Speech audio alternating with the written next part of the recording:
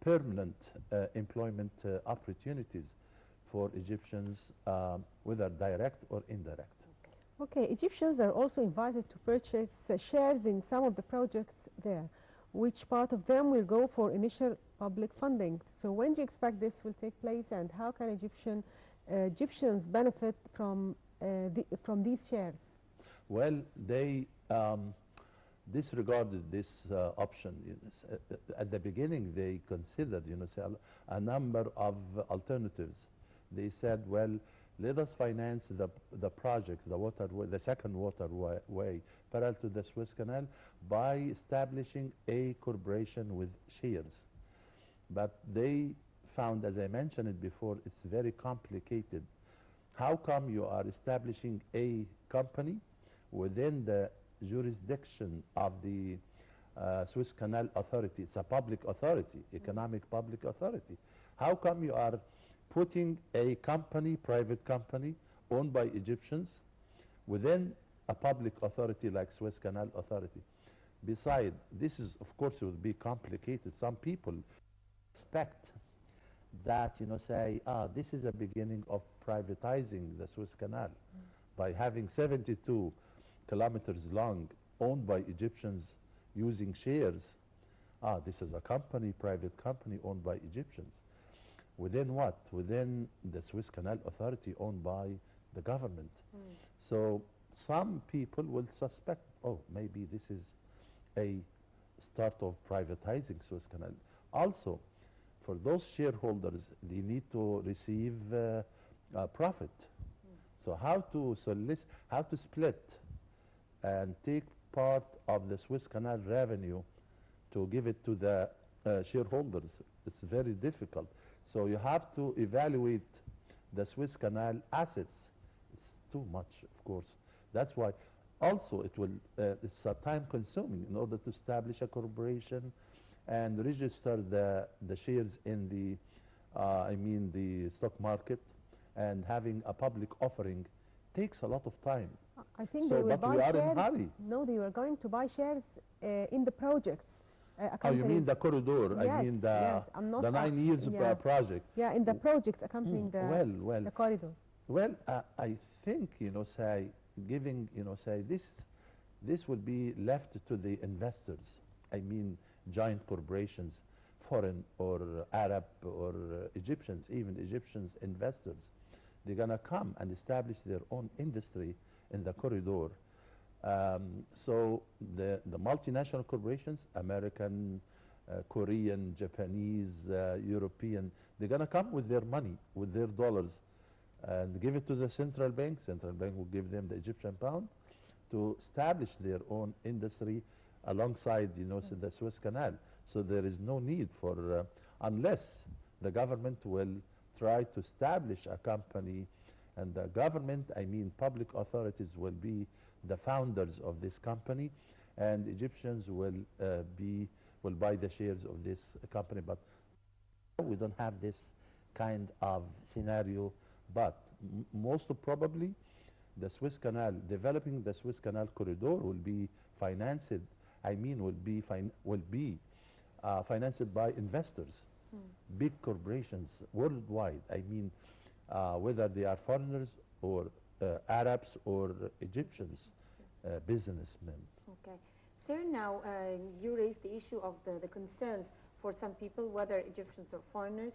Do you think that we need some special legislation in this regard? Do you think that we need to activate some laws or issue certain laws at this particular period in order to comfort the people and attract their confidence?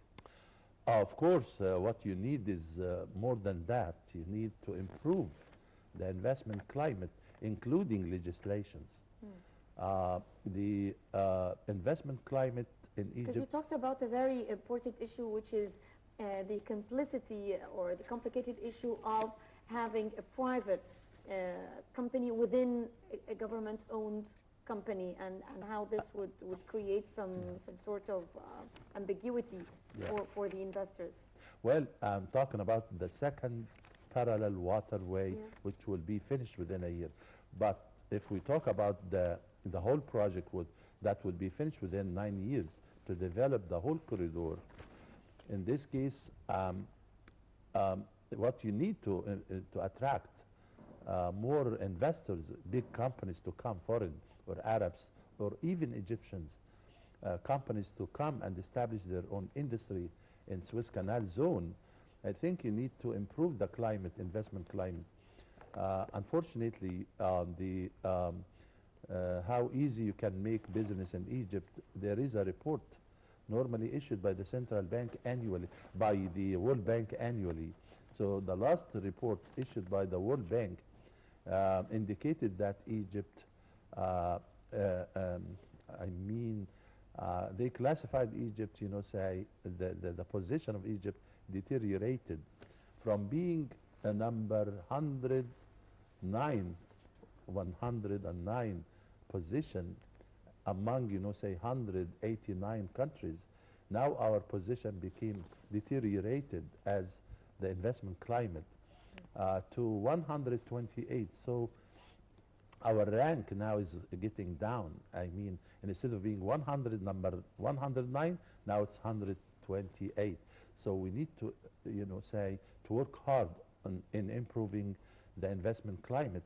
I agree with you that we need to have more to reform a wide range, a whole lump sum of legislations, especially for this kind of, free zone area. You have to improve it.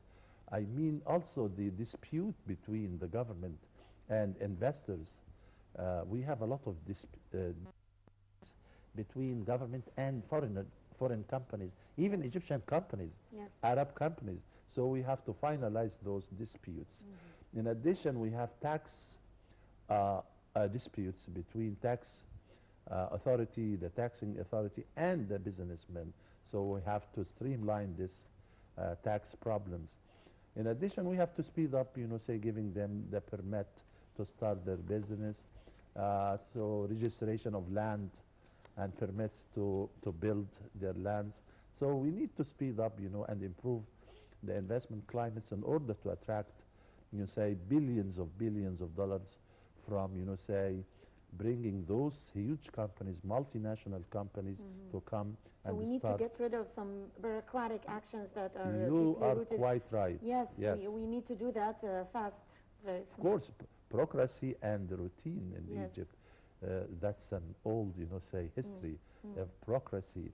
So what you need is to train our government staff in order to be more, not flexible, but to understand that we are in a critical situation and we have to speed up the development of Egypt. Yeah. Okay, to what extent this project will help in the development of Sinai?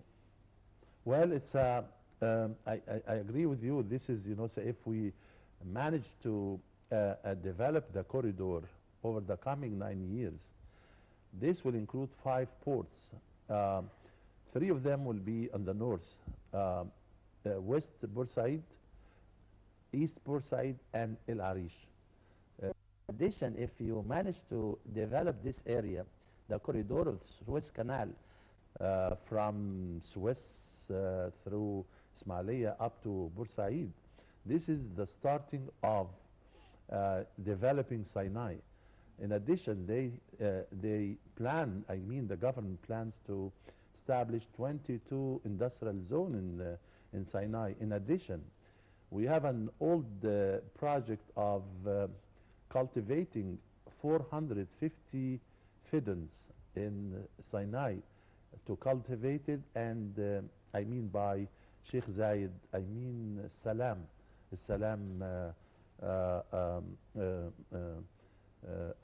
branch from the River Nile. So Salam branch, this would irrigate, say, those and make water available to 450,000 fidden, almost 500,000 fidden. So I think Sinai will witness within the coming decades more development if we manage to develop the corridor of Suez Canal. Okay. Professor, Sir, you talked about the project that it's going to raise employment Of course. opportunities, around 1 million permanent Yes. opportunities. But do you think that this requires the government and the civil society as well to start right now qualifying the people who are going to work there? I mean, we need a lot of training, we need a lot of training programs in order to have competent people working for such a mega project. You took the word out of my mouth, by the way. We have a number of challenges. One of those challenges is, are you ready with your labor? I mean, the manpower in Egypt.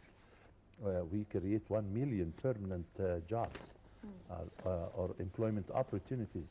But if the foreign investors comes to Egypt, and first of all he would ask, do you have enough trained labor and highly skilled labor can deal with the high tech, the high technological, I mean, high technology?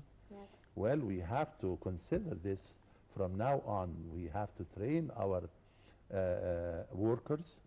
We have to improve their skills, and we have also to consider, say, improving the whole educational system. Exactly. And by investing more in education, especially vocational education, Yes. the high school I mean technical school, high school, and so forth. So what we need like China, before they open up their economy, they have hundreds of millions of their youth, and they train them and they equip them with language and multimedia, computer, and so forth. So and they are cheaper. That's why multinational, when China opened up their economy and multinational company start to invest in China, they discovered that China, they have, I mean, highly qualified staff and manpower. Okay. That's why they Dr. went to China. Fakhry El Fiki, thank you for being with us. Thank you very much. And now we'll go for a report. President Fattah el-Sisi on Monday held a meeting that was attended by Prime Minister Ibrahim Mahlab, Minister of Local Development Adel Labib, along with cabinet ministers and the governors of Upper Egypt governorates. More details in the following report.